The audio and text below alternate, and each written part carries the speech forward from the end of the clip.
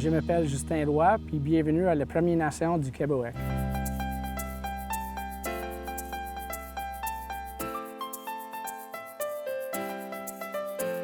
Pour moi, Québec est la meilleure place pour vivre, juste parce que we're not confined to the boundaries of our community. No, we use our whole traditional territory.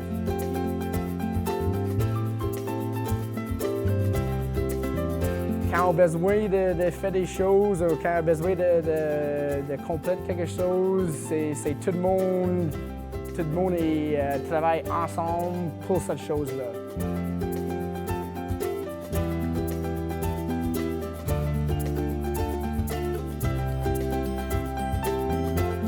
Bienvenue à l'émission Chez nous. Aujourd'hui, on visite ensemble la Première Nation de Québec en compagnie de M. Justin Roy. Bonjour, Justin. Bonjour. Justin, vous êtes le directeur du développement économique ici à Québec et aujourd'hui, ensemble, on va visiter un peu votre communauté. On va rencontrer aussi quelques personnes. Mais avant tout ça, j'aimerais en savoir un petit peu plus sur vous. Qu'est-ce que ça fait d'abord un directeur du développement économique? Oui, je suis le directeur du développement économique. J'ai aussi une membre de conseil aussi, avec notre chef Lance Heyman, puis les deux autres membres de conseil, Gérald Chaput puis Doris Hunter. C'est mon premier année de membre de conseil. OK. Maintenant, dans mon rôle de chaque journée, oui, c'est le directeur de développement économique. C'est quoi j'ai fait? J'ai travaillé sur tout le développement dans la communauté qui touche le tourisme, le forestier, la culture, des choses comme ça. J'ai fait tous des business plans, des études de feasibility. J'ai assis sur beaucoup de comités des Autochtones sur des choses de développement. Je suis sur le CA de la FNQL-EDC. C'est le premier ici, dans anglais, it's the First Nations of Quebec and Labrador Economic Development Commission. OK. Dans Québec, il y a une commission pour chaque des départements dans les communautés. Il y a un pour le développement, un pour l'éducation, des maisons, des choses comme ça. Puis moi, j'ai assis sur le CA pour cette commission-là. J'ai travaillé aussi beaucoup avec la ville de Témiscamingue puis la municipalité de Kippawa sur le tourisme Kippawa. C'est notre grosse collaboration pour développer le tourisme dans notre région ici. Puis aussi, une des plus importantes choses de mon rôle, c'est pour travailler avec des membres de communauté pour ouvrir des entreprises pour lui ou elle. C'est ça, une quick summary, c'est quoi j'ai fait.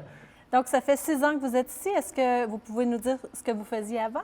Avant ça, j'ai vécu dans les United States. J'ai allé là pour jouer au hockey puis aller à l'école. Parce que j'ai un autochtone, j'ai capable d'aller chercher mon Social Security Number pour travailler en bas là. So, quand j'ai fini mon école, j'ai vécu dans les United States pour quasiment 5 années. Puis quand j'ai travaillé là, j'ai vu le job posting pour mon rôle ici. J'ai fait mon résumé puis mon application pour ça. J'ai envoyé ça. Puis 2-3 mois passés, puis j'ai retourné à mon communauté. Puis the rest is history, as they would say in English. Qu'est-ce que vous aimez ici particulièrement à Québec? C'est comme une grosse famille ici. Ouais. C'est vraiment comme une grosse famille. Oui, on est notre différence, c'est comme ça partout. Maintenant, quand on a besoin de tout aller ensemble, il y a I don't know, there's something bad happening in the community, ou il y a des grosses célébrations, des choses comme ça. Tout le monde est tout le temps ensemble. On tout le temps travaille pour chacun. Pour moi, ça, c'est la chose plus fière de la communauté. C'est comme une grosse famille ici. Et ici, vous avez un chef, ce qu'on appelle un chef de bande, M. Lance Heyman. Il ne pouvait pas être avec nous pour cette visite aujourd'hui, mais quand même, j'aimerais ça qu'on glisse un mot sur ce monsieur. Est-ce que ça fait longtemps, lui, qu'il est chef? Oui, puis pour Lance, encore, c'est notre chef. Pour moi, j'ai vraiment fier c'est notre chef. Non, il est vraiment respecté, juste pas dans notre communauté, outside the community, vraiment respecté dans leur région, puis aussi vraiment respecté dans la province de Québec avec tous d'autres chefs, des grands chefs, des choses comme ça. On est, pour moi, puis je sais, beaucoup de monde de la communauté est vraiment fier. On est le chef Lance Heyman. Qu'est-ce qui vous rend si fier de ce chef? Il a tous les mêmes valeurs comme moi. You know? Okay. Il est capable de faire des décisions qui tough. You know? Et dans le rôle de chef ou même de conseil, oui, on veut aider tout le monde, mais tu n'es pas capable de faire ça. Tu n'es pas droit de choisir une famille ou une personne. Tu tout a besoin de faire des décisions pour toute la communauté. C'est ça. Puis c'est une des choses, pour moi, j'ai vraiment fier de notre chef. Il est capable de faire des tough décisions des fois. Puis aussi, tout à mettre la communauté premier. Son famille encore vit dans Ottawa, des choses comme ça. Wow. Puis oui, il vit ici. C'est dur pour faire ça. Oui, son garçon, sa famille, they're a lot older now, but still, il est encore pas facile pour faire ça. Juste pour lui, pour mettre la communauté numéro 1, chaque fois on fait des choses, on travaille sur des choses. That's all you could ask for in your chief, for me anyways. Donc, on le salue, M. Heyman, et avec vous, M. Roy, on fait le tour de Québec aujourd'hui. Oui. Et je suis vraiment fier de nous être ici aujourd'hui. Quand j'ai commencé mon rôle des 6 années passées, des Autochtones puis des non-Autochtones, la relation, c'est pas le meilleur. Mais moi, j'ai vraiment vu dans les 6 années passées beaucoup de changements de ça. Quand j'ai allé des rencontres avec le préfet de l'MRC, Claire Burduc, c'est tout un bienvenue à tout le monde. On est sur les territoires des Algonquins, des choses comme ça. On est le maire de Témiscamingue. Ils vont envoyer nous des courriers, puis ils commencent avec quoi Justin, quoi c'est bonjour dans les Autochtones. C'est juste beaucoup de choses comme ça. Moi, j'ai vu dans les 6 années passées qui changent pour le meilleur.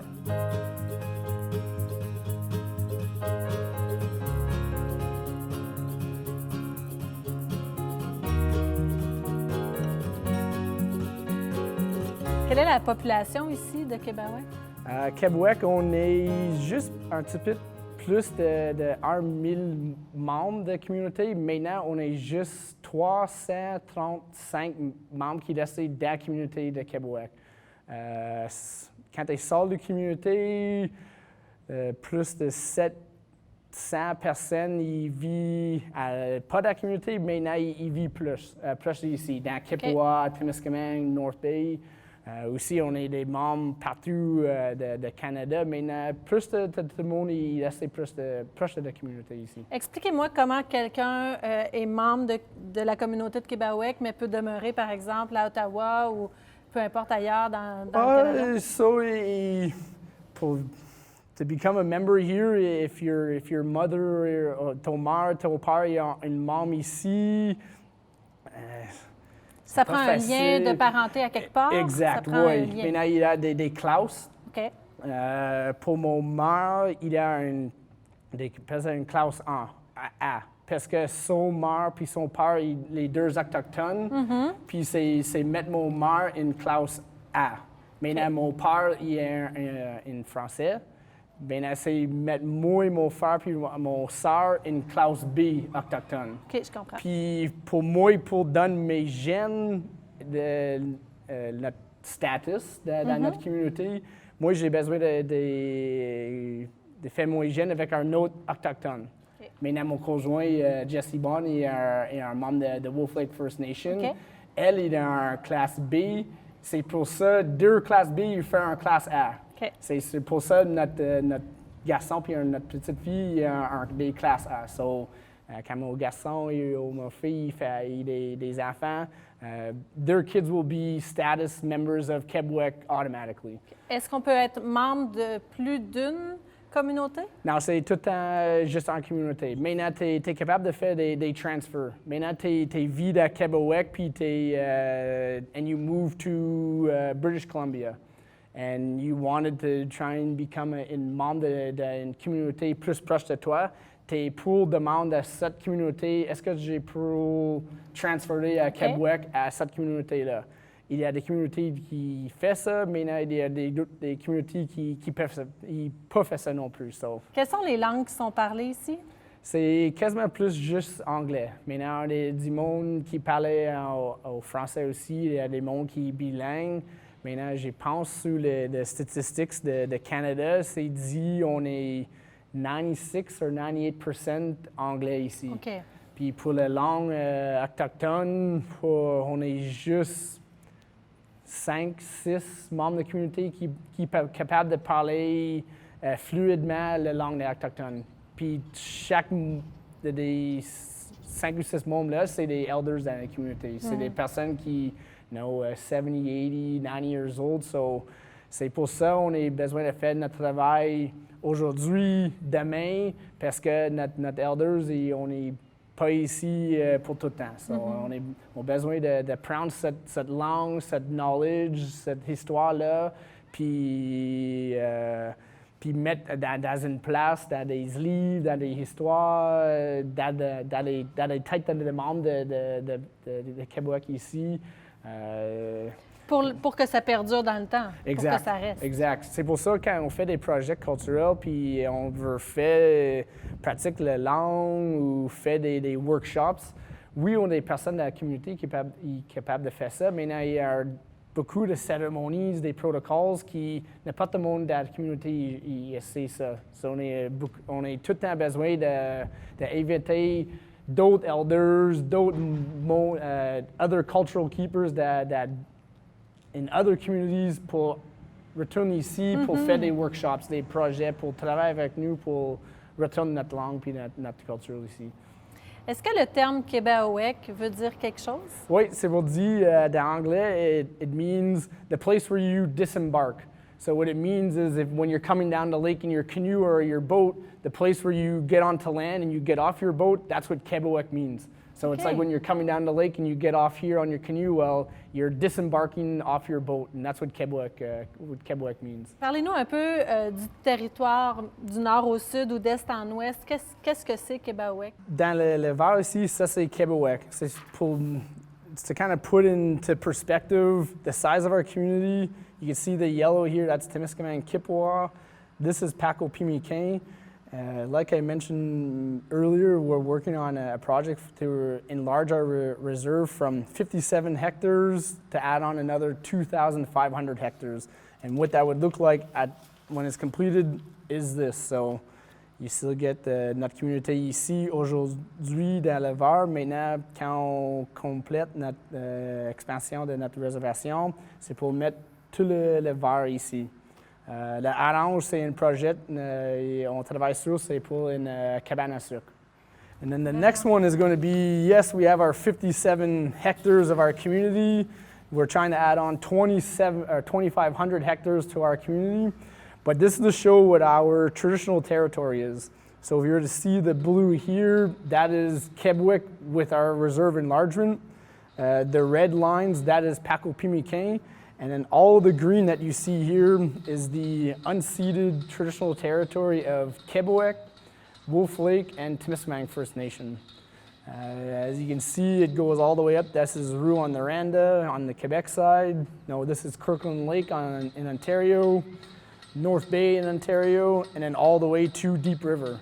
So you can see that our community is big, yes, now at 57 hectares. It will get even bigger once we are successful in our reserve enlargement. But even if we aren't successful in that, this is just to show you that this is our traditional territory, that whenever there's any types of development, businesses, forestry, mines, dams, if anything like that takes place in this territory, we need to be consulted on it, or at least work with us to go through that process. So I always like to show people, yes, we have our community, but we're not just held to our community. We have our whole traditional territory that we have access to as well.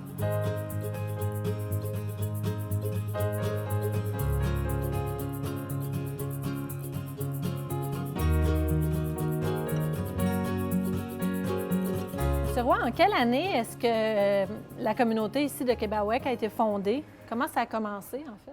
L'année, la communauté ici, Québec, a commencé, c'est dans l'année de 1973. Maintenant, notre communauté, on est sur le territoire pour dans l'anglais, le Time Memorial. On est tout le temps ici. Maintenant, la communauté de Québec, il commence dans l'année 1973.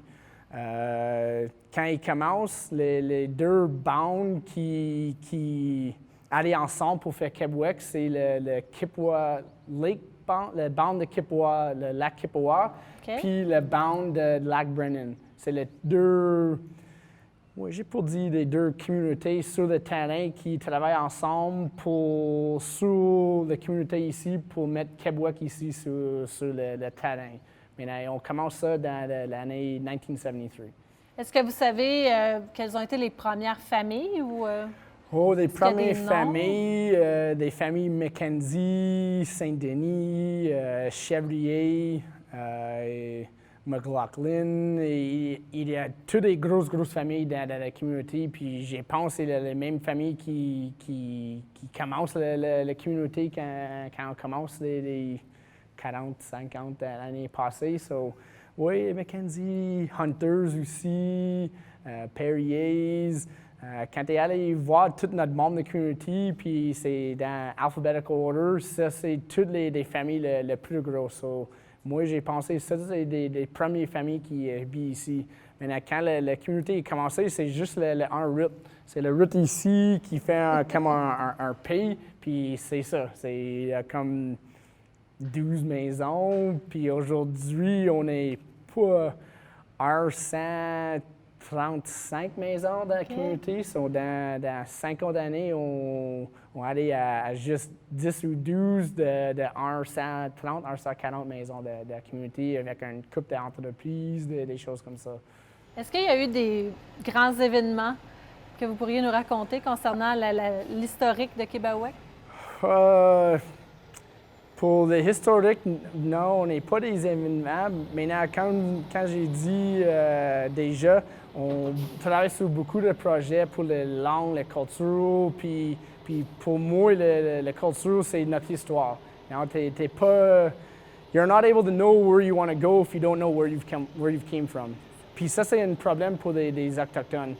Parce que because of the residential school monument, they tried to take away our history and our culture and our language and whatnot. So you have a big gap, you know, from the 1930s and 40s in residential schools until 1996.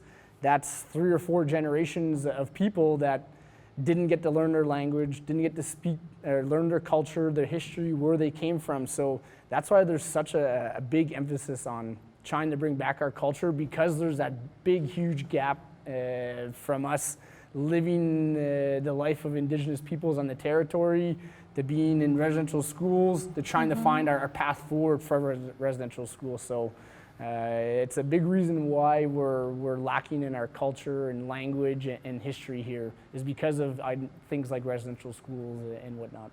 Et vous êtes arrivé ici il y a 6 ans. Quelle est la différence entre Québec il y a 6 ans et Québec aujourd'hui? Moi, je pense que c'est juste la réputation de notre communauté. Nous, on travaille beaucoup avec d'autres communautés autochtones, oui. Maintenant, on travaille beaucoup avec la ville de Témiscamingue, les municipalités de Kippawa, les MRC de Témiscamingue, la Provence. On est tout we're always in the forefront in a lot of things, whether it's pour des choses de développement, dans les choses pour l'environnement, des choses avec le gouvernement. Québec, tout le temps, we're always in the front. On est dans beaucoup de projets pilotes avec le gouvernement pour travailler sur des choses. Est-ce que vous avez d'autres choses à nous raconter concernant l'histoire de Québec? We're a very young community. We're an up-and-coming community. But we're a very open and welcome community. Il y a je pense qu'il y a des choses dans les têtes des mondes pas des membres d'ici qui pensent qu'on n'est pas droit d'aller dans des communautés autochtones. Non, c'est juste pour les Autochtones. Maintenant, c'est pas comme ça. Okay. Nous autres, j'ai dit beaucoup de fois, on travaille sur notre culture puis notre langue. à même temps pour moi, on a besoin de partager cette culture, puis cette langue, puis l'histoire avec tous les mondes non autochtones. On veut des mondes de respecter les Autochtones, comprendre l'histoire, des choses comme ça. Maintenant, c'est notre rôle pour dire, puis partager notre culture avec des mondes, puis dire cette histoire, toutes des choses comme ça. So, on fait beaucoup de travail sur ça, et on échange beaucoup de choses sur ce sujet-là. Maintenant, on a encore beaucoup de travail that we have to do yet.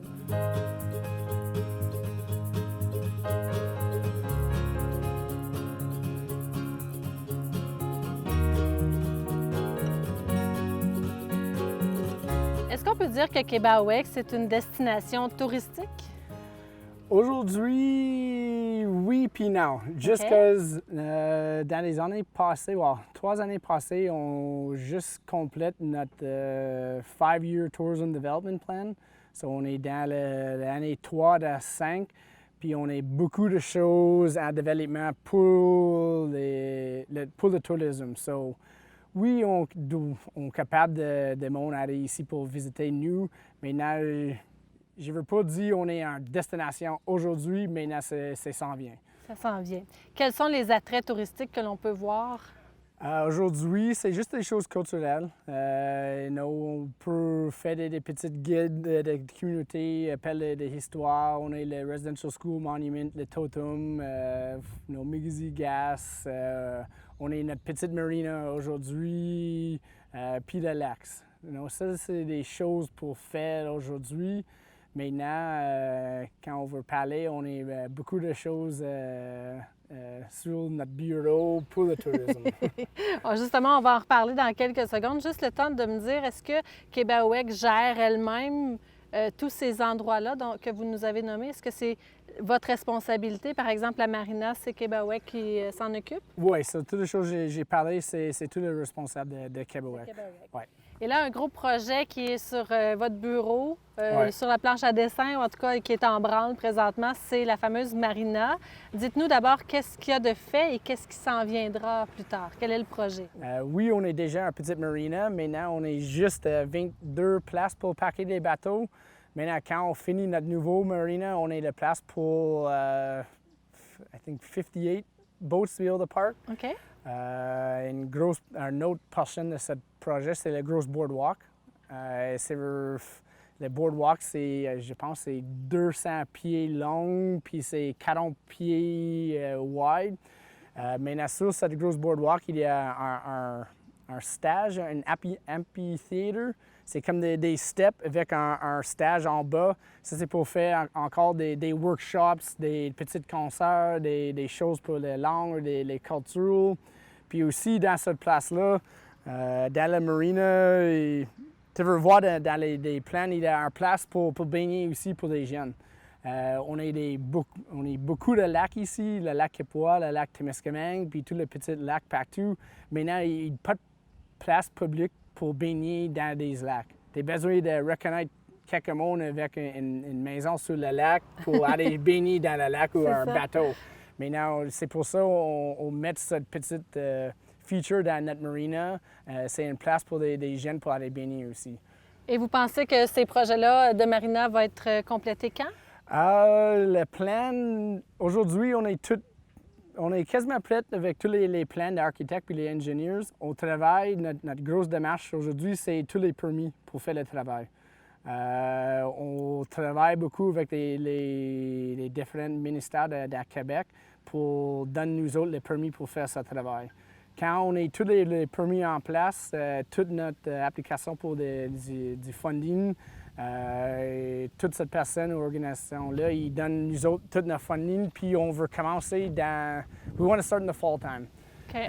Le travail qu'on fait dans l'automne, c'est tout le travail qui n'est pas dans l'eau.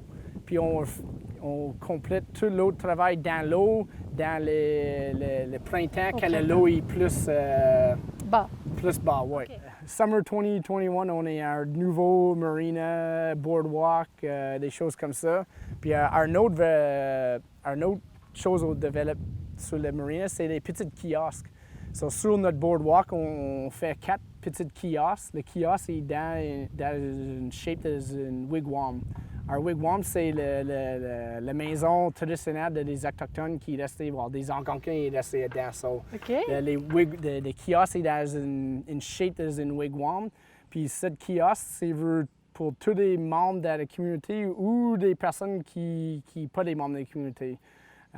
C'est pour les personnes pour to be able to rent them if they want. So they could rent it for a day, a weekend, a summer. So if they want to sell arts and crafts, they want to sell Indian tacos, or maybe it's Paco Pimiquet, ils veulent donner des informations à des mondes qui utilisent le marina. C'est juste un place pour du monde pour faire son petite entreprise, des choses comme ça. Partager ce qui se passe aussi aux alentours. Parce que dans mon rôle de journée à journée, j'ai tout le temps besoin, j'ai tout le temps beaucoup de membres de la communauté qui veulent, who want to sell their arts and crafts. Maintenant, c'est pas feasible pour nous de faire un grosse infrastructure pour faire ça. C'est pas feasible. Maintenant, avec cette petite kiosque, on veut donner ça à des membres. C'est une opportunité pour nous pour vendre cette arts and crafts, des choses comme ça. Maintenant, la deuxième phase de ce développement-là, c'est notre centre culturel avec un restaurant dans ça. Donc, parlez-nous-en davantage. Donc, un centre culturel pour faire des spectacles, en fait? Un centre, Non, plus comme une musée. OK. Pour laisser du monde voir notre histoire, utiliser des artefacts, des choses comme ça. Il y a tout le temps beaucoup de travail qui arrive sur notre territoire, des gouvernements, des organisations qui font des recherches, puis tout le temps trouver des artefacts. Maintenant, nous autres, on n'a pas le droit d'aller chercher cet artefact parce qu'on n'a pas les bonnes infrastructures en place pour to keep those artifacts. Regarder, ouais, c'est ça. So, toutes des choses sont allées dans des archives partout, dans des musées dans Canada. Maintenant, c'est une des priorités pour nous, pour un centre culturel, pour repatriate lots of those artifacts back to the community. OK. Il y aura un restaurant aussi dans les plans, un restaurant dans le centre culturel? Oui, ça c'est le plan. On est déjà un restaurant dans Mixigas. Maintenant, ça c'est des poutines, des frites, des hamburgers, des choses comme ça. Nous autres, on va faire un restaurant, pas un fancy restaurant, maintenant juste une place pour remettre aux familles, un conjoint, ou une VIP de choses. Quand ils visitent la communauté, on allait là pour un bon souper ou un bon dîner, quelque chose comme ça. Est-ce que les menus traditionnels seront peut-être aussi ça, c'est dans les plans, oui. Okay. On veut des choses traditionnelles, maintenant avec une modern twist, je veux pour dire. Le restaurant aussi veut un gros patio qui sort dehors, puis c'est connecté avec le boardwalk, so c'est tout, it'll all flow together, kind of, in a sense.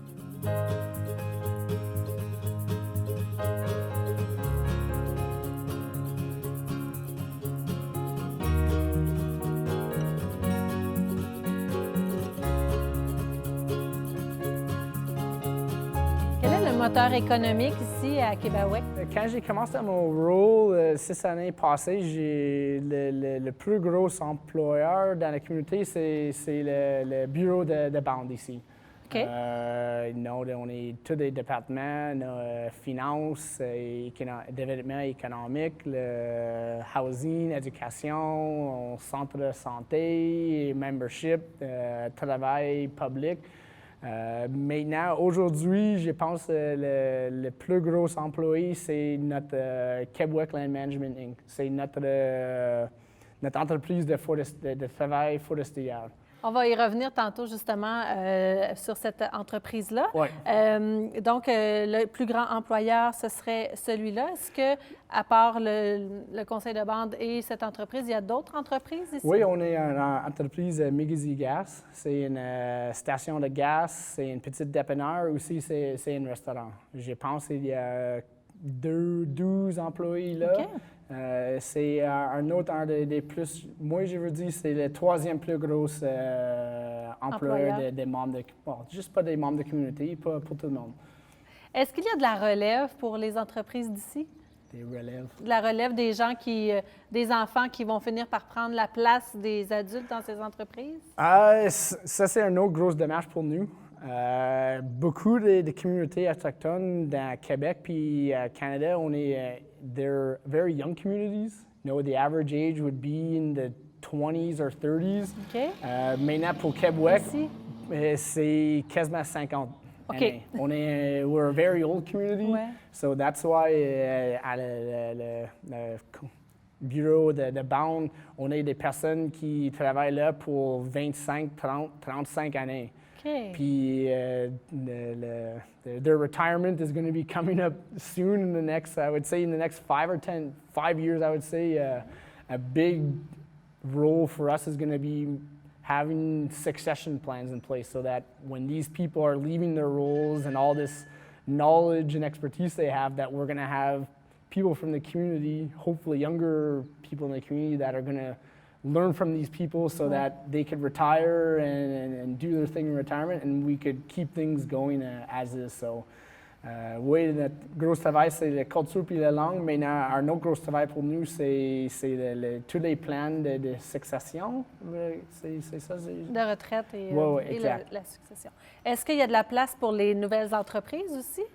Oui, pour nous, le Bound, oui, on travaille sur une couple de nouvelles entreprises. Okay. Maintenant, un autre gros travail pour nous, c'est pour notre monde de communauté ouvre des entreprises. Nous autres, oui, c'est bon, la communauté ouvre beaucoup d'entreprises, puis on fait beaucoup de création des employés, des choses comme ça. Maintenant, nous, on veut des membres qui veulent. We want some community members to take the opportunities and open up their own businesses that we could help them and whatnot because we have a lot of growth coming up in the community. Like I explained earlier, we have 57 hectares of land for a community, but our reserve enlargement we're trying to accomplish would add on another 22,500 hectares to our community. So that would allow us to do a lot more growth for beaucoup de maisons, entreprises. On travaille sur notre nouveau centre de santé, our nouveau station pour la police, our nouveau parc. On a beaucoup de choses sur notre bureau on a besoin de faire. Maintenant, on a besoin de terrain. Notre terrain, aujourd'hui, c'est tout plein. C'est pour ça qu'on a besoin de succès dans notre projet de Reserve Enlargement. Aujourd'hui, M. Roy, on vous a demandé de nous présenter deux entreprises de Québec et vous avez choisi la station de radio Drumbeat. Parlez-nous de cette station de radio-là. J'imagine que c'est pour la communauté ici? Oui, c'est pour la communauté. C'est un projet qui c'est sous mon bureau pour beaucoup d'années. Ça prend beaucoup de temps pour faire le développement de cette station radio. Maintenant, c'est juste on ouvre la station radio juste quand le COVID commence. Notre plan pour ouvrir la station, c'est pour le mois avril ou mai. Okay. Maintenant, le COVID commence. Maintenant, on travaille vite fait. Bon, notre manager de notre station travaille vite fait avec le CRTC. Ça, c'est le Conseil de la radiodiffusion et des exact, télécommunications. Pour donner nous autres une licence emergency pour ouverture de notre station vite fait pour tout le COVID. Pour nous donner des informations de notre monde pour le COVID. So, on travaille sur cette licence pour 1 ou 2 mois. Dans ce temps-là, on finit tous les autres travaux qu'on a besoin de finir pour ouverture de notre nouvelle station de radio. Pour nous, la station radio, oui, on veut faire de l'argent, mais non, ce n'est pas la priorité. La priorité de la station, c'est pour des choses sociales dans la communauté. Il y a tout le temps beaucoup de choses, des projets, des développements, des consultations, des choses comme ça dans notre communauté, sur notre territoire. Puis on n'est pas une tool pour dire cette chose à notre membre. On est une newsletter qui sort chaque mois de tous les membres de la communauté. Maintenant, on a besoin de plus. C'est pour ça qu'on travaille fort des années passées sur notre station radio pour cette chose-là, pour toutes les choses sociales, pour envoyer des informations, des événements, des projets, just to grow that sense of community, that sense of pride, and yes, it's a community radio station for Quebec, but it's for the whole region. You know, I think we reach almost to North Bay. We go almost to Ville Marie, I think. So we're we have a large broadcast region. So yes, our focus is just on Quebec, but we hope to be a big, I don't know, a big voice for the whole region. You know, just pas Québec, mais pour tout le monde. Et le nom de la radio, c'est Drumbeat. Est-ce qu'il y a une raison pour ce nom? C'est Drumbeat parce que l'histoire dans une drum des Autochtones, quand ils commencent il y a des cérémonies et un protocole pour faire ton drum. Maintenant, dans l'histoire des drums, cette son-là, ça c'est le son de notre corps. Ça c'est pour dire le premier son de chaque membre, il écoute dans ton in your life is your mother's heartbeat. Ouais. So the drum being a very significant part of our culture and whatnot, it made sense to use the name Drumbeat as a name because the motto or the slogan for our radio station is the heart of Quebec. Okay. So Drumbeat Radio, the heart of Quebec. So it all kind of ties into our culture and it's kind of catchy, it's unique, but it also has a lot of meaning to it too, in the fact that yes, our radio station is the heart of our community, but you know, that sound of the drum, the sound of the heart, no, it's the first thing you hear in your life before you're even born. Est-ce qu'il y a des employés pour cette station de radio? Oui, on est our manager, Jamie Lee McKenzie, c'est une membre de la communauté ici. On est aussi un des hosts, Neil Perazzo. Puis on est juste un nouveau personne qui commence la semaine ou deux passée, Shira McKenzie. So, on est 3 personnes qui travaillent pour la station aujourd'hui. Est-ce que la station compte aussi sur une équipe de bénévoles? Des volontaires? Non, c'est toutes les personnes c'est toutes des personnes qui font de l'argent. Et tout pays. Maintenant, on veut commencer de faire un groupe de bénévoles pour faire des événements de radio. Donc, quand le COVID il laisse nous autres faire, on veut faire des concerts, des événements, des danses, aller au Country Fest, des choses comme ça. So, on a tout besoin des bénévoles et puis aussi pour la station radio. Mais tous les employés là, c'est des jobs. Il fait un paycheck chaque semaine. Est-ce que vous avez l'appellation de la radio? À quel poste on peut syntoniser cette radio? Oui, c'est Saccard.R. Tout le nom, c'est Saccard.R, Drumbeat Radio, the Heart of Quebec.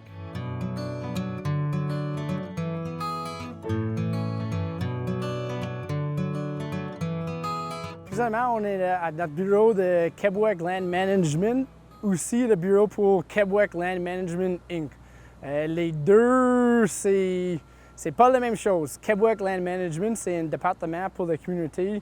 Ça, c'est pour faire tout le travail d'événements sur le territoire. Sur toutes les consultations sur le territoire, des harmonisations, des travaux avec du monde comme MC Forêt, Rainier, Paco Pimiquin, la Matamic, toutes les choses comme ça. C'est tout lent dans ce bureau-là. Puis on a des protocoles, des process en place pour faire tout ce travail, pour des consultations avec nous, des choses comme ça. So, ça, c'est un bord de notre bureau. L'autre bord, c'est Quebec Land Management Inc. Ça, c'est notre entreprise de forestière. So, dans les années passées, on fait une grosse expansion. Well, une expansion, c'est pour notre bureau. On achète ça de Subfur parce qu'on a besoin d'autres places pour notre équipe. Okay. Puis avec ce nouveau bureau-là, on est capable de faire notre deuxième expansion. La deuxième expansion, c'est quand on fait notre crew, notre équipe de forestières pour faire tous les harvesting dans le bois. So, on achète quasiment $1 million dans des équipements des forestières. On fait beaucoup de formations pour des membres, pour faire la création une entreprise forestière pour le harvesting. So, ça, c'est un des grosses choses qu'on fait de KLM Inc., on appelle. Aussi, on fait des tree planting, on fait des silvicultural work. Puis notre grosse chose qu'on fait dans l'année passée, on acheté l'entreprise Transport Clouault. Transport Clouault, c'est une des plus grosses entreprises de forestières pour faire des transports de bois, aussi la construction de roues. So, on achète ce business l'année passée, puis now on fait tout dans le bois. So, on est capable de faire toutes les choses, from site preparation and planning to site prep to cutting the trees down, taking them, put them on trucks, and hauling that over to Rainier. We do everything from start to finish. Notre goal de notre entreprise, c'est pour faire tous les foresteries dans la région. Non, pour nous, on tout le temps dit, c'est nous les stewards ou les protecteurs de le territoire ici. Puis en même temps, pour toutes les années, c'est d'autres mondes who would take advantage of forestry opportunities. You know, they would ask us if it was okay, we would say yes, and then other businesses would reap the benefits. So we decided to say, hey, this is our territory, we're the protectors and stewards, but we want to be the ones taking advantage of the forestry opportunities here in the region. So that's how we really decided to create jobs and own source revenue, but we wanted to be in control of what was happening on our territory. And if we're the ones doing it, it's easy to say what we should be doing and what we shouldn't be doing. So, c'est ça qu'on fait dans notre département de Land Management, aussi dans notre entreprise de Québec Land Management Inc. Et le bâtiment ici a quelque chose de particulier. Il y a toute une histoire derrière ce bâtiment-là. Oui, le bâtiment, c'est premier, c'est le bâtiment de Booth Lumber. C'est la première entreprise ici qui fait tous les forestières dans in the 1930s and 40s and 50s. It was here where they would keep all the workers and whatnot and send them out into the field to do all their work. And right behind this is where all the logs would be floated down Lake Kipwa, and then they would be pushed down this river all the way to Rainier, or better known, I guess, as Tembec. So it used to be Booth Lumber. I also believe one of the last murders that ever take place in the region in Kipwa took place here. It was one of the managers that used to work for Booth Lumber. If we were to visit inside in the middle of the building, there's a huge safe. And they used to keep I think 4 or 5 months of pay for the workers in this safe because they would be in the bush for so long. But I guess a gentleman once upon a time wanted to have access to this money, and unfortunately he killed the manager who was on site to be able to get inside the building. So a lot of history to the building. From there it went from Booth Lumber to Subfur. So it used to house all the forest firefighters in the region would stay in this building here. Okay. So if you're downstairs, we have it all renovated into offices and whatnot, but if you go upstairs, it's still, I think it's 15 small bedrooms and a bunch of bathrooms and showers, because that's where all the forest firefighters used to stay. We bought it off the Subfur, I believe, 4 years ago. Le goal pour acheter cette building-là, c'est on veut faire une petite lodge puis restaurant dedans ici. On fait tout le business plan, des études de feasibility. Maintenant, quand on finit tout ce plan-là, il veut coster trop cher pour faire tout ce travail-là. We came up with the idea we have to use the building. We need space for our land management department, so we renovated the building to turn it into our land management building. It's a beautiful building in the sense that when you're coming off of the lake, it's the first big building you see. So it almost kind of like a reminder that Quebec, we are here, this is our territory, and we're here to protect it at the same time.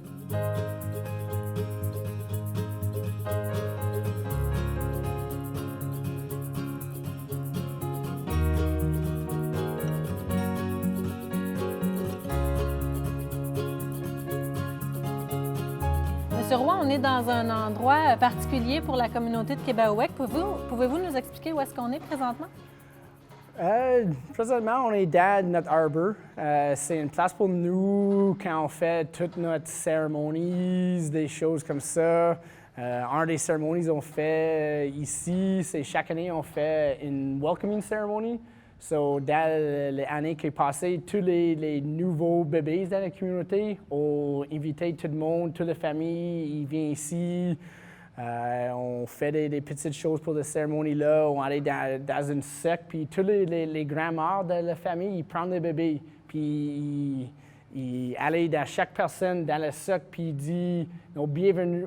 Chaque personne il dit à le bébé bienvenue à la communauté, bienvenue à ton vie, des choses comme ça. So, dans cet arbre ici, c'est une place qu'on utilise pour toutes les cérémonies.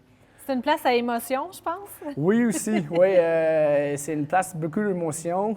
Aussi, sur le terrain, oui, c'est tout le concret. Maintenant, dans les années passées, on est aussi l'artiste Frank Poulsen. Il vient ici puis il fait un grosse peinture sur tous les terres ici. Il fait tous les 7 grandfather teachings. C'est tous les animaux comme les ours, le loup. Puis chaque animal, il représentant une valeur comme respect ou loyal, des choses comme ça. Puis il fait une grosse peinture ici. Maintenant, quand on fait le travail pour faire un sealant sur la peinture, il a pris les journées passées, puis il laisse beaucoup de l'eau sur la peinture, puis toute la peinture, il lève, puis on a besoin de juste recommencer. Maintenant, on peut recommencer ça tout de suite. Maintenant, c'est encore une place qui est vraiment importante pour la communauté, parce que c'est un site de cérémonie ici. Et quand je vous ai demandé, en fait, votre coup de cœur pour Québec, vous n'avez pas pu choisir, vous m'avez nommé 2 endroits. Et le premier lieu, c'est le Residential School Monument. Yes. Donc, parlez-nous un peu de qu'est-ce que c'est ce monument-là. So the Residential School Monument, you can see it behind us. I'll have to explain this one in English just because I'll be searching for words. So, residential schools, it's a part of Canadian history that not a lot of Canadians know.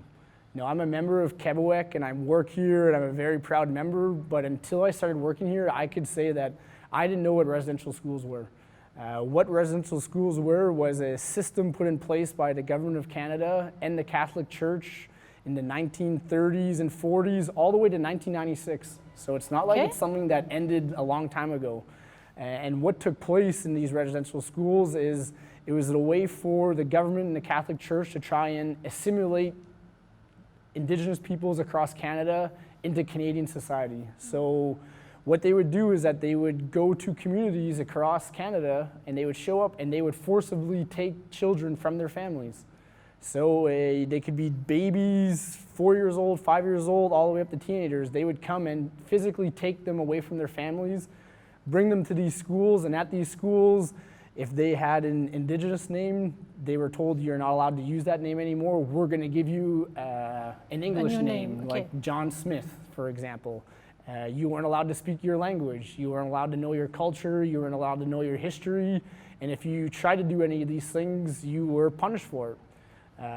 Again, you could read up on the Truth and Reconciliation that took place between the Government of Canada and Indigenous peoples across the Canada. And basically what the purpose of it was to tell the story of residential schools so that everyone knows about it, and at the final result they gave, I'm forgetting exactly how much, but I think it's 94 or 95 recommendations that need to take place for reconciliation to take place. One of these was the federal government of Canada to apologize for what they've done. So that's why when Justin Trudeau was elected as Prime Minister, it was one of his first things that he was able to do was apologize on behalf of Canada for residential schools. That's why here in Quebec, we're very lacking on our culture and our language. We were very heavily impacted by residential schools is one of the items, but we were impacted greatly. So, you know, when you're talking from the 1930s and 40s and 50s and 1996, that's 3 or 4 generations of families. C'est ça. So that's 3 or 4 generations of lost culture, lost language, lost history, loss of pride, a loss of sense of belonging, and you know, how do you bring that back? You know, that's why when we see in the news a very a very bad portrayal of Indigenous peoples. That we're all alcoholics, or we're all addicts, or we all have mental health issues. You know what a lot of Indigenous people do, but it's because of residential schools. So when you have people who went to these schools who were taken away from their moms and dads and were beaten, and thousands of kids were killed in these schools. Yes. Lots of them were killed and never made it back home. But whenever these people did survive and they did go back home, do you think these people were healthy people? No, they were heavily damaged people by what they were put through. So when you have a damaged person that went through all this, and then when they have kids, do you think they're a good mom or a good dad? Yes, some of them are, but no, there were a lot that they didn't know any better. So they put their kids through the same thing. So you have that continuous, the years and years go by without a family or a good structure in place. So it's a part of Canadian history that it's not a good part of our history. No. I'm a proud Canadian as well, but you know what? It gets harder and harder sometimes to say that I'm a proud Canadian because I know what Canada did to Indigenous people. So the monument behind us was to show our respect for our members that went to residential schools, to show that we know you went there, we know you survived it, and we want to do better for you, and we don't want to forget what you went through. So you can see there's pictures on this monument of all the people from the community that went to these schools, and it shows which schools they went to, as a reminder that this is what we went through and we can't let this happen again. You can see even on the ground, some of the bricks that you see, those are from the actual schools. So when those residential schools were demolished towards 1996, we were able to get our hands on some of them to bring them here to make it part of our monument. It's a very sad part of our history, but it's a part of our history nonetheless. And we need to accept this and grow from it, but that's why a big part of reconciliation is sharing our culture with non-Indigenous people. Because if non-Indigenous people don't know our culture or don't know our history, nothing will change. But a lot has changed in these past couple of years. A lot more still needs to change, but I strongly believe we're on the right path. But we have to keep working hard. So that's our residential school monument. Et les gens sont invités tout simplement à venir ici pour pouvoir voir cette Oui, culture. exact. L'autre coup de cœur que vous aviez, M. Roy, c'est des monuments totems, en fait. Un qui est à l'entrée de Québec et un autre à l'intérieur de la communauté. Parlez-nous d'abord pourquoi ça existe, ces monuments. Les deux totem poles, c'est à des deux places pour l'entrée dans la communauté. Okay. C'est pour ça qu'on fait ça.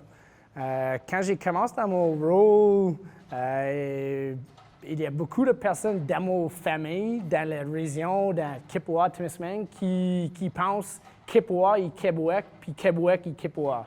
Maintenant, ils pas ça. Kippawa, c'est une municipalité, puis Québec, c'est une communauté de Premières Nations. Okay. C'est deux choses différentes. Puis ça, c'est le premier... that was the number one purpose of the totem poles, was pour faire cette distinction-là. Okay. Nous autres, on est Québec, puis il y a aussi Kippawa. Maintenant, quand tu vois le totem pole, ça, c'est pour dire tu es dans la communauté de Québec, puis tu sors des municipalités de Kippawa. Qui a fait ces totems? La personne, c'est l'artiste Frank Paulson. C'est un membre de la communauté de Winaway. Je pense beaucoup de personnes de la région, ils reconnaissent Frank Paulson. Puis c'est lui qui fait le totem pour nous autres. Sur le totem, il dit « Kwe-Kwe ». Ça, c'est pour dire « hello » des Autochtones. Aussi, sur les totem poles, tu as tout le temps une higue sur on the top, puis tu as tout le temps une tortue on the bottom. Sur la terre, puis dans le milieu, sur un, il y a une olignale, puis sur l'autre, c'est une lune. A lune, how do you say lune? Une lune? Oui. Ouais. Ça, c'est tous les animaux sur le pôle de totem.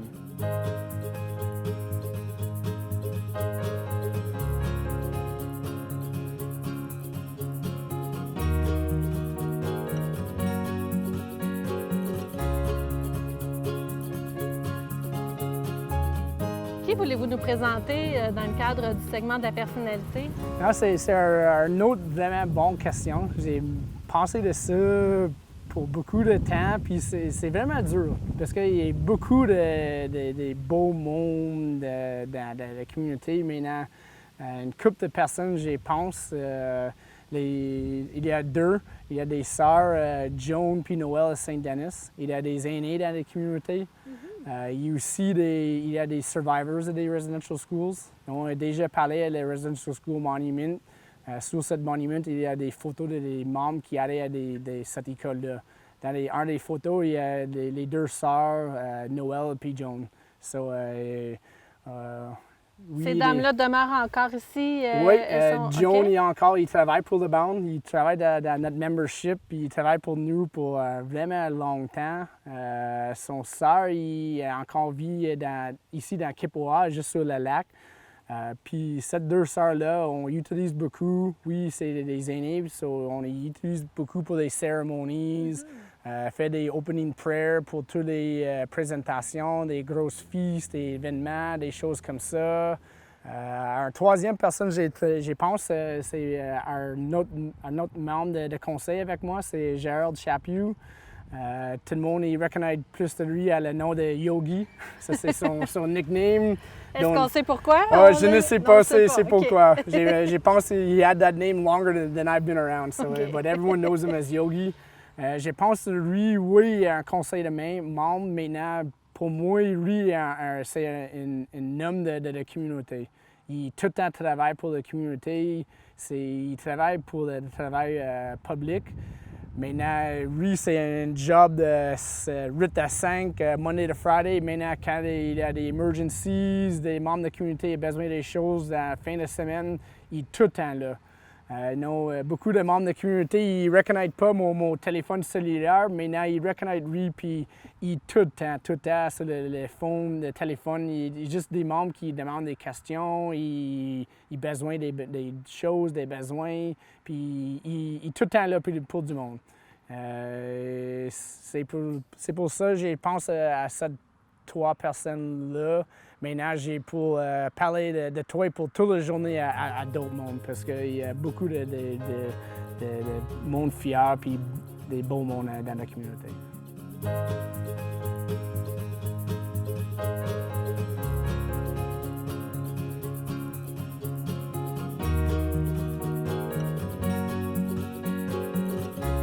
Monsieur Roy, quels sont les principaux événements ici à Kibawek? Des événements principaux, on est le Fishing Derby, on est les Journées des Autochtones, un autre c'est le Poker Run sur le lac avec tous les bateaux. Maintenant, le plus gros événement de la communauté, c'est le Kippawa Country Fest. Donc, on se trouve ici justement devant cette scène où se produisent les artistes qui sont invités au Kippawa Country Fest. Oui, ils sont sur la place, c'est où le Kippawa Country Fest et on fait ça. Donc, expliquez-nous d'abord qu'est-ce que c'est, si les gens n'ont pas entendu parler, qu'est-ce que c'est le Kippawa Country Fest? Kippawa Country Fest, c'est un gros fin de semaine, toutes les bandes qui jouent de musique de country. Ça commence chaque journée c'est 11h à 11h chaque journée. On est tout le temps des grosses headliners. On est Terry Clark, Sammy Kershaw, Diamond Rio. On est beaucoup de bandes locaux dans la région aussi qui allaient au Kippawa Country Fest. Chaque fois, c'est la troisième semaine dans le mois d'août. Cette année, c'est le 14... la 14e édition? Oui, exact. Puis on est vraiment fiers de ça. Chaque année, il y a des plus grosses. On est beaucoup de monde. Je pense que l'année passée, on est quasiment 1200, 1500 personnes par journée ici. Wow. Dans la communauté, on est, je pense, encore l'année passée, on est 140 trailers ou RVs partout dans la communauté. Puis les monde, ils s'en viennent ici la semaine avant le Country Fest. Le Country Fest, c'est, par exemple, c'est la journée le 20 août. Les membres, ils s'en viennent ici le 12 ou le 13 août pour faire son vacances ici. prendre Kippawa Country Fest puis finir ses vacances avec ça. Donc, en fait, c'est les mordus de la musique country Oui, qui exact. viennent Ouais, passer ouais, leur ouais. moment ici. Ouais. Qu'est-ce qui fait le succès de cet événement-là? C'est toute notre comité exécutif puis tous les bénévoles. Quand j'ai dit déjà, on est une communauté, c'est une grosse famille. So, quand on a des gros événements comme ça, on est vraiment fiers de ça. On veut tout le monde qui aller à l'événement, spécialement les bandes, pour dire que tu es un membre de la communauté pour cette semaine-là ou cette fin de semaine-là. So, t'es pour parler avec tous les membres qui s'en viennent ici. On est tout le temps fiers d'aller ici. On veut retourner. T'es tout le temps les mêmes personnes qui retournent au Kippawa Country Fest. Aussi, tout le temps des nouveaux personnes qui allaient ici. Et vous me disiez aussi, les artistes se parlent et plusieurs artistes auraient aimé venir, mais ils ne peuvent pas parce que la scène est trop petite. Oui, c'est ça. Notre comité exécutif, encore, c'est nous qui fait tout le planning pour Kippawa Country Fest. Mais tous les bandes de musique, ils tout parlaient. Puis tous les bandes qui viennent ici, ils parlent de nous autres. Ils parlent de Québec puis Kippawa Country Fest. Puis ils disent « Ah, t'as besoin d'aller là, il y a vraiment beaucoup de fun, de tout le monde, they take care of you really well. You get to go on like Kippawa and fishing. You got to go there. And some of les plus gros headliners viennent ici. Maintenant, notre stage est trop petit. On a besoin de travailler dans des années qui s'en viennent, maybe sur un plus gros stage, mais quand on Mais c'est un beau problème, là. Oui, c'est un bon problème. On a déjà parlé à notre Reserve Enlargement. Puis dans ce plan-là, on a des plans pour faire un nouveau place pour Kippawa Country Fest parce que ici, c'est beaucoup de tanné, mais il est trop petit pour Kippawa Country Fest aujourd'hui. Et pour quelle raison vous pensez que le Kippawa Country Fest est important pour la communauté de Québec? C'est le fin de... C'est le week-end, tout le monde dans la communauté... It's the weekend that everyone looks forward to the most. So it's a weekend everyone in the community has circled on their calendar. They have it off. They're not going anywhere because they're going to be going to Kippawa Country Fest, whether it's rain, sunshine. Yeah, it's the biggest weekend of the year for the community.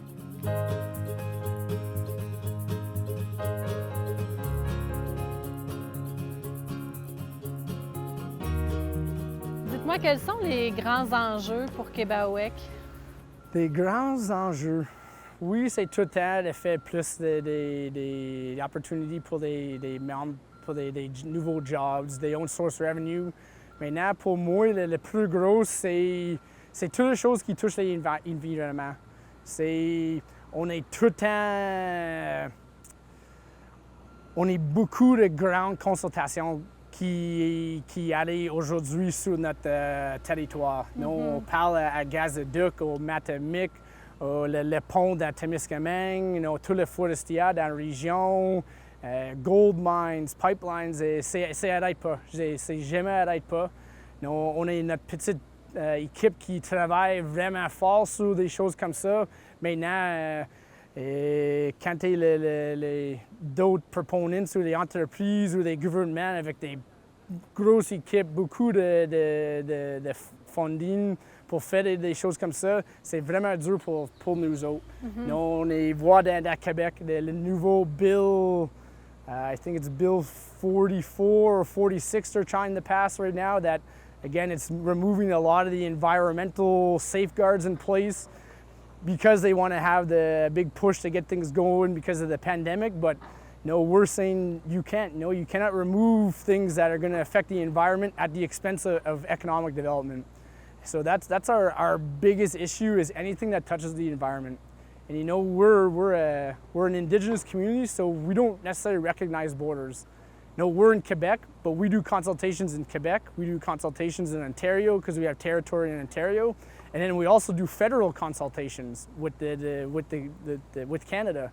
So when you have a small community of 1,000 people and you're trying to do consultations, for and against province of Quebec and Ontario plus Canada, and big billion-dollar companies like the Gazoducs and the Mattamiqs, it's a very, very big issue for us.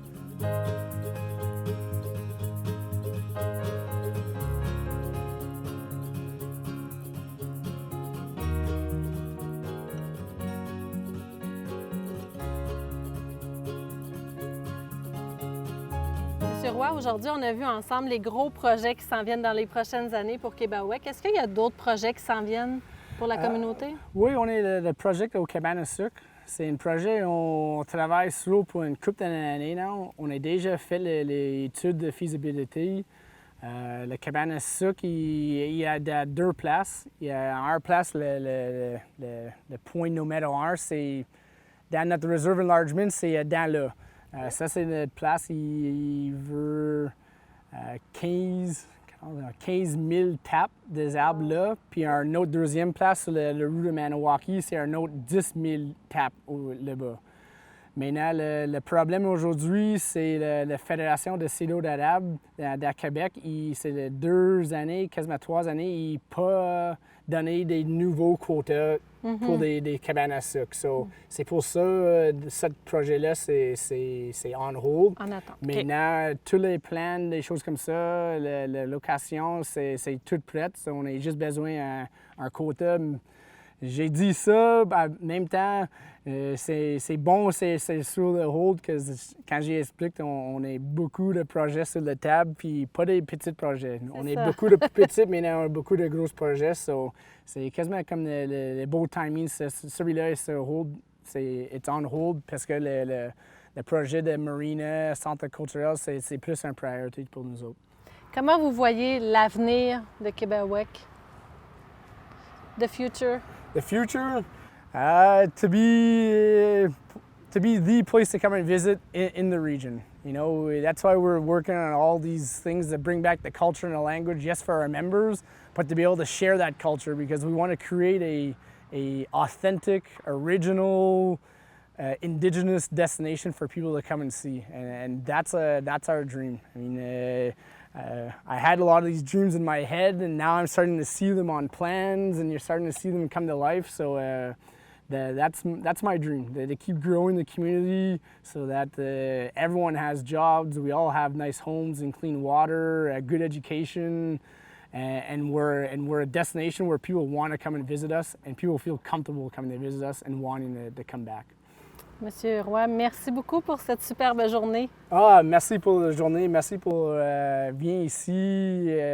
Tout le temps, on a des opportunités pour parler avec du monde de Québec. Mon chef, puis moi, puis l'autre membre du conseil, ont tout le temps dit qu'on a besoin d'utiliser cette opportunité-là pour dire notre histoire, pour dire notre culture, puis aussi inviter du monde qui veut venir ici.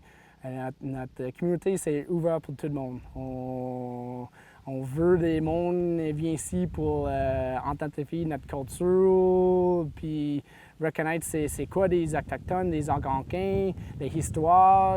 On y parle beaucoup de ça. You know, et juste parce que c'est pas une bonne histoire, it's not a reason not to talk about it. You know, we cannot be shy to talk about where we've came from, because if we don't, we'll never be able to fix it and make a better future. So. Thank you, Miigwech, pour venir ici aujourd'hui.